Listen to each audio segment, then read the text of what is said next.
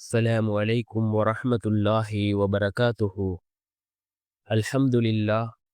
الحمد لله الذي نحمده ونستعينه ونستغفره ونؤمن به ونتوكل عليه أما بعد. அன்பிற்குரிய அல்லாஹ்வின் நல்லடியார்களே, அன்பு சகோதரர்களே, நாம் தொடர்ச்சியாக பார்த்து வரக்கூடிய துஆக்களினுடைய திக்ருகளினுடைய தொகுப்பில் இன்று நாம் பார்க்க இருக்கின்ற விடயம் என்னவென்றால், நாம் ஃபஜ்ருடைய தொழுகையை தொழுதுவிட்டு இந்த 4 திக்ருகளையும் நாம் ஓதுவோம். இந்த திக்ருகளை நாம் ஓதுவதன் மூலமாக அல்லாஹ் ஜல்ல சுப்ஹானஹு வ தஆலா நம்முடைய வாழ்க்கையில் பலவிதமான சிறப்புகளை அல்லாஹ் தருகின்றான். இந்த திக்ருகளை நாம் ஓதி நாம் அல்லாஹ்விடம் பிரார்த்தனை செய்தால் நம்முடைய பிரார்த்தனைகளை அல்லாஹ் கபூல் செய்கின்றான். அதே போன்று இந்த திக்ருகள் இருக்கின்றதே, அல்லாஹ்வின் உதவியை கொண்டு வந்து சேர்க்கக்கூடிய மிகவும் அற்புதமான திக்ருகளாக இருக்கின்றது. அப்படிப்பட்ட மிகச்சிறந்த திக்ருகளை தான் நாம் இன்றைய வீடியோவில் பார்க்க இருக்கின்றோம்.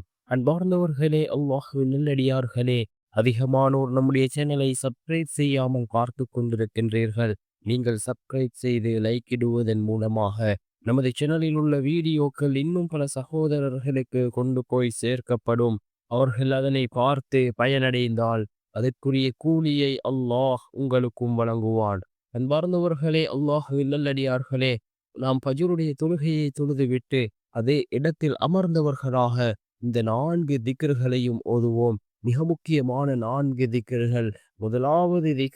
முதலாவது நாம் ரசூலுல்லாஹி ஸல்லல்லாஹு அலைஹி வஸல்லம் அவர்கள் மீது இந்த ஸலவாத்தை ஓதுவோம்.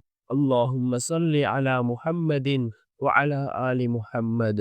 அல்லாஹும்ம ஸல்லி அலா முஹம்மதின் வ அலா ஆலி முஹம்மத் என்ற இந்த ஸலவாத்தை நாம் ஓதுவோம்.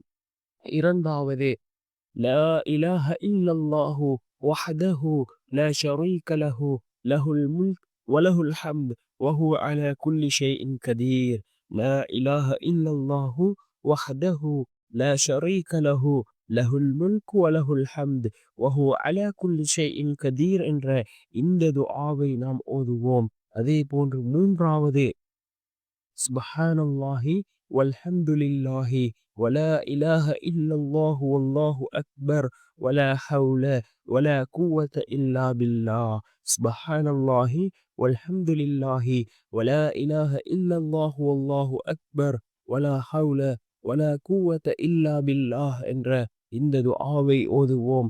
நான்காவது, இஸ்திக்ஃபார், அஸ்தக்ஃபிருல்லாஹ் என்ற இந்த இஸ்திக்ஃபாரை ஓதுவோம். இந்த 4 துஆக்களுக்கும் ஏராளமான சிறப்புகளை ரசூலுல்லாஹி ஸல்லல்லாஹு அலைஹி வஸல்லம் அவர்கள் கூறியிருக்கிறார்கள்.